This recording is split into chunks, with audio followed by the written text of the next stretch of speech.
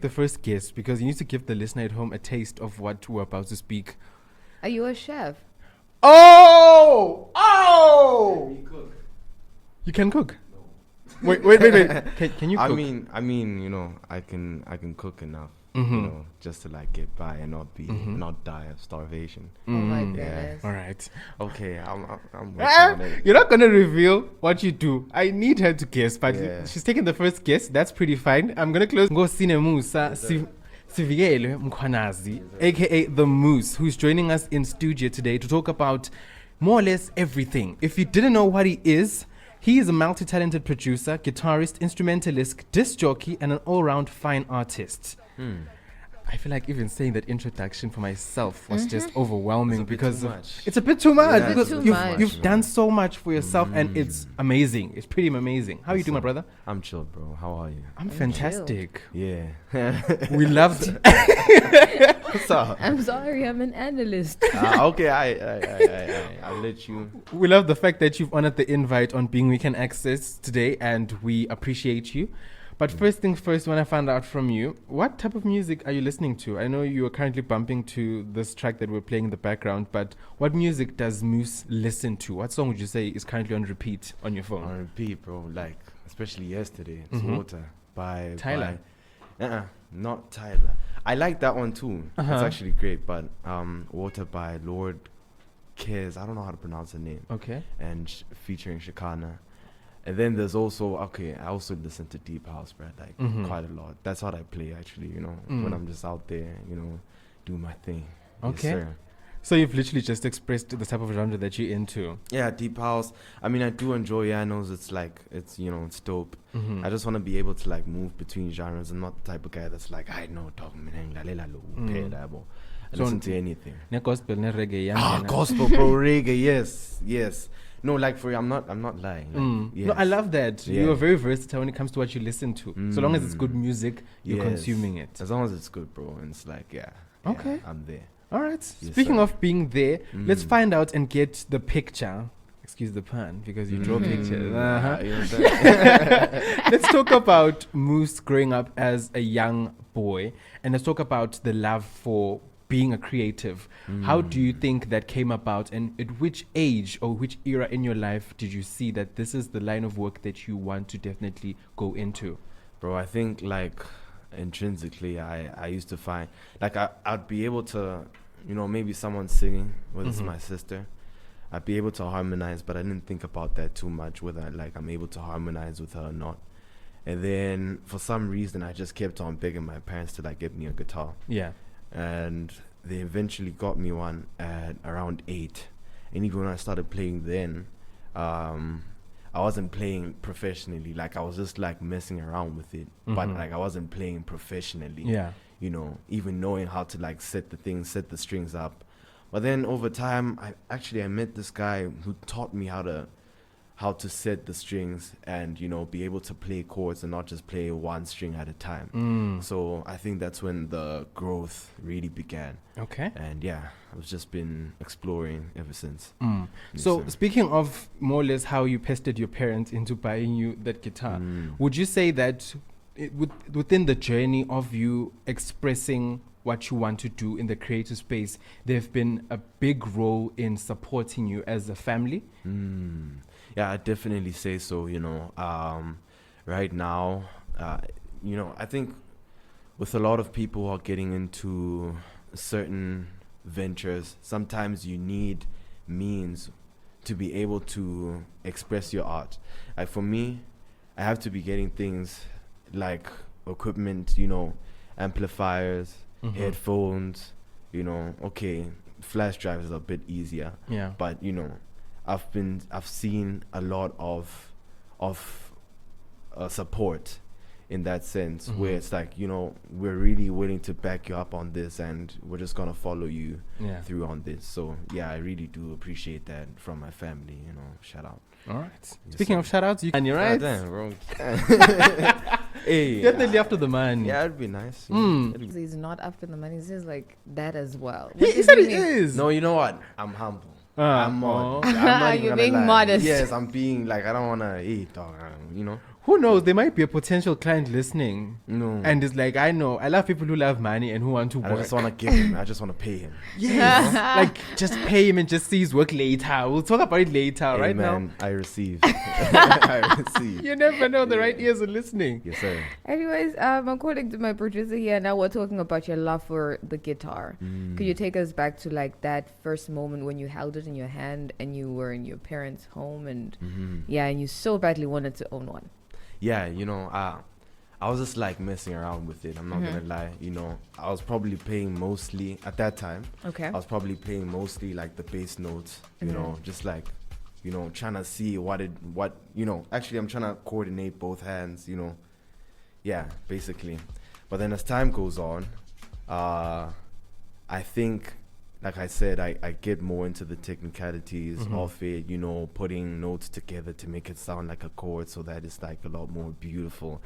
And then I think it's only recently where I just like decided to take it seriously, because I think most of the time then I was just really playing for fun. Nah, it's not about fun anymore, my friend.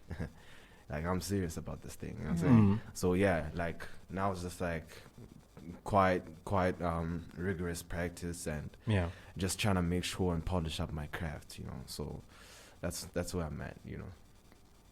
And then speaking in reference to that, I did read up on an article that you did where you spoke about having huge inspiration in the guitar space. Yes, sir. From a very huge guitarist in the American space. Let's talk about the influences that he has brought upon you. You can also let us know who that is for a listener who's probably curious who that is. Yeah. And also let us know who else in the instrumentalist space has been of an inspiration to your journey. Yeah. One thing I'll say is that I really appreciate people who are good at what they do. Okay. Like, even when I'm listening to a band and there's a certain instrumentalist within that band that's just like, they are very sure about what they're gonna play. They know what it's gonna sound like before they even touch the note. I'm genuinely inspired by that. So even when I do come to people, or even when I do present myself, I want people to be able to gauge that confidence as well, that, even this guy, I get why he's the one that's going for this type of act, because he puts in the work to know his instrument like the back of his hand. Like, it's supposed to be to that point. And someone who has demonstrated that quintessentially is Joe Pass, the guy I mentioned in that article, because he does jazz and he studied music as well.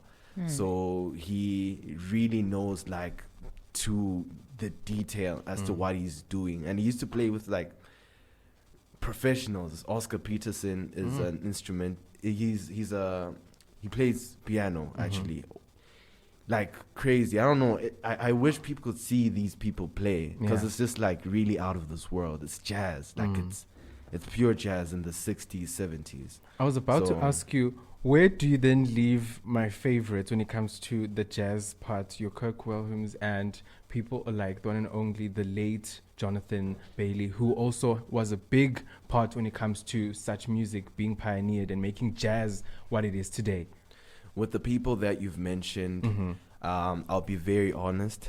As much as I am a jazz fan, I don't necessarily know a lot of other people who are doing jazz, but like I said, I am someone that appreciates music regardless of the genre, so I think with the people that I've seen or I've been exposed to, they still like really encouraged me in an exemplary way that be good at whatever it is that you do, spend time on it, So I'm a genuine believer in that. Like, whatever you're getting yourself into, know what you're doing. So that's it. Confidence is harnessed, especially if you keep on working on something specific. It's harnessed. You don't just decide to be confident in something. True. So yeah. All right. So move to your time in Botswana. Very pretty interesting times, if I do say so myself, because of the artists that you've worked with. We did mention production is part of the things that you also do. So you've worked with Wedus to you. Damn, you did research. Brian, Beef Keys, All Alone, and Boipelo, aka Space Rovers Ecstasy. Let's talk about the feeling of working with all those people, and let's talk about what space you put yourself when you're working with a specific artist. First of all, I'm just flabbergasted as to the fact that you did research to that extent. You are on radio, you do know that. Yes. You can't just do mediocre things and ask you basic stuff. Okay. Imagine who have you worked with? Oh my goodness, what a question. We have to dig deep. No, man, to be honest, like, beyond them being partners, like, those are my friends. Yeah. Like, those are my pals, you know. Like, from when I was there, like, I really had a good time. And I'm not gonna lie, I made so many friends with Botswana, you know. So, yeah, like, those were really amazing people to work with. And I see what they're doing right now. It's just, like, it's amazing. Yeah. How can you see people move that way if you've seen what they do? How can you see people move that way and not even, like, want to make moves yourself, you know? So, I'm just, I don't know, I'm inspired, you know? I'm inspired. So would you say that you've taken a lot in being in those spaces? I don't want to say at the same time, but at whatever spaces and time you were in the studio with those people, would you say you've taken a lot in regards to the amount of work that goes into producing a song and the type of respect that you need to give to your fellow execs or your other fellow producers and even the artists themselves? Yeah. One thing I'll say is that if it's something that comes naturally, and this is where it's really important to pay attention to your own gifts, to pay attention to what comes to you naturally, innately. And whenever you pursue whenever you pursue what's like bestowed or imbued within you, then whatever now you're doing doesn't really feel like work. You know, being in the studio, those guys are having fun. Like, it's just music. Like, they can't wait. They come up with sounds. It's like, oh, okay, you know, how would it sound if we put this and this and that? And then Melvin, okay, there's another producer we're working with, and then he just like implement a lot of the ideas would come through with, and then, you know, put them through. And then it's just like, whoa, we're vibing. It doesn't really feel like work at all. It's just, we do this and it just comes naturally and it feels right and it gives us purpose. When last were you in the studio, if I can ask? When last, to be honest, it's been a while. Don't you miss that space? Why? I do miss. It's been a while because I'm also still polishing up my production skills. Okay. But at the same time, I've really been spending the year mostly working on my guitar skills, because at the end of the day, like, my main act is the whole DJing while playing guitar. So if you're gonna come through with that, especially with something new, you really have to make it work. Yeah. Because you're coming with something new. And also, you don't want a situation where someone then takes your act and does it a whole lot better because they put a lot more time practicing guitar, right? So that's where it's really important, you know, to work, you know, and pretty much. Speaking of work, while I was still doing the digging, or more or less the introduction rather, I wanted to add chess player, because 2017 Pella Live had a chess tournament and you took position 24. Let's talk about that. Why chess? Were you a fan of board games?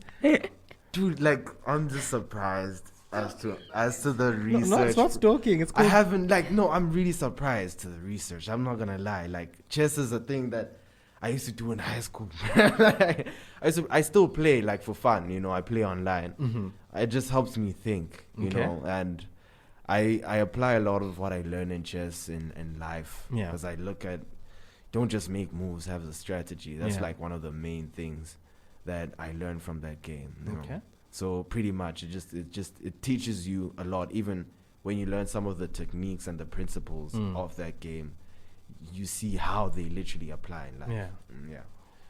We're still decoding Moose Royalist outside before we officially got inside the whole show. And if I do say so myself, pretty interesting person to sit down and have a conversation with. You can literally see the whole day going by just talking to him because of how much he expresses, and it's pretty insightful. Very insightful, rather. As it's Speak. definitely. He's a very expressive person. But anyways, as it stands, you're a very expressive person on how you speak and see the world, down to even your talent and your art. So have you always been this expressive, or is it something that you just got along the way as you were in your journey? I think expressive is an interesting word because to me it's the ability to be able to dissect more out of what you have in front of you. We could be looking at the same thing, but we don't necessarily see the same thing. Of course. Yeah. So it's just about being able to look at whatever we're both looking at, but seeing it from different perspectives. Okay. Right. So if you're able to do that, then you can express more and give more context about what it is that we're looking at. So whatever matter it is, like whether we're talking about something, whether we're, I don't know, analyzing music, whether it's an artwork, you know, if you're more, people say that you're more expressive, but it's just because you're more willing to dissect and analyze something a lot more deeply. Yeah. You know, so I think that's where people get the conception of, oh, you really think a lot, or you're quite expressive. So that's where it all comes from, just being able to see something from different perspectives. Yeah. And then I love the fact that you touched on, seeing things in an artistic or holistic view. And there's the part that I wanted us to get to next, because I first encountered you without you knowing, actually, through seeing a portrait of yours that was hung up at an art gallery.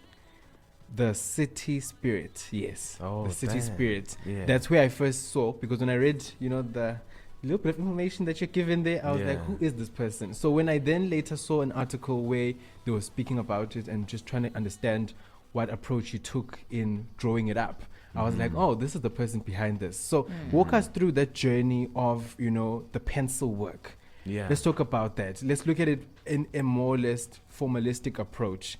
What draw you to more or less fine art? What is it about it that you feel expresses who Ngosine Musa is? Because right now I feel like there's a thin line between Musa and Ngosine Musa. Yeah. The fine art is Ngosine Musa. Yes. Let's talk about that. Yes, I feel that. And when it comes to the fine art, like, it's something that also came naturally. Like, I just used to draw in class, and it so happened that my classmates, whenever there was a science diagram that was supposed to be drawn, I happened to be That guy. a lot more. Yeah, I was that guy. I was pretty much that guy.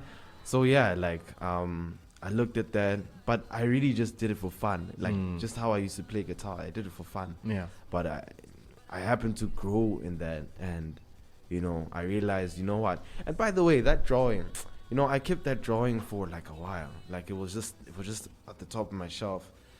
And then I just decided, since I'm doing a lot of coming out now with my art, let me just take it to the art gallery and see where it goes. You know? So it's literally my first drawing. So I think 2024, what I'm really planning to do as I'm gigging, when I get back to my space, I'll be drawing, bro. I'll be practicing. So that's really where I'll be. So yeah, and then I'm getting into fine art as well. Yeah. And then your recent piece of your namesake, Musa Keys, let's also talk about that. How long did that take to draw up? And the love that you were shown on the social media streets were actually pretty amazing. Because when you see the comments, you actually see that people were actually rooting for how much talent there was. If you haven't seen it, you can go check it out. It literally is a replica of Musa Keys. And to be pretty honest and very, very, very brutally honest, it's a rare commodity to see, because most people say they're going to do self-portraits of artists, but then they don't look like the artist. But when I looked at that picture, even before you posted the second slide of the picture that you took reference from, I could see that was Musa Keys. Yeah. So how was that journey like? What was the inspiration? Why specifically Musa Keys? I know musically inspires you also in the Amapiano space. Yes. But what exactly else inspired you to draw him? Yes, I really do want to start from the being inspired from the Amapiano space, because I think before I went earlier this year, I went to a deep house event, and then that's when I made that switch. But the whole time I was like really into Amapiano, and I still am. It's just that I realized that it's much more better for me, and it really sticks with me to make a brand, or to have a brand that has to do with deep house because it's different, and I feel like people really need to be introduced to that.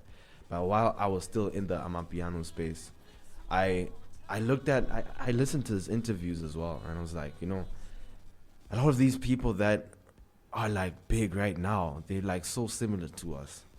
And from there, not that it's bad to put, you know what? I realized because we were so similar, we really shouldn't necessarily put people on a pedestal or anyone on a pedestal in our minds.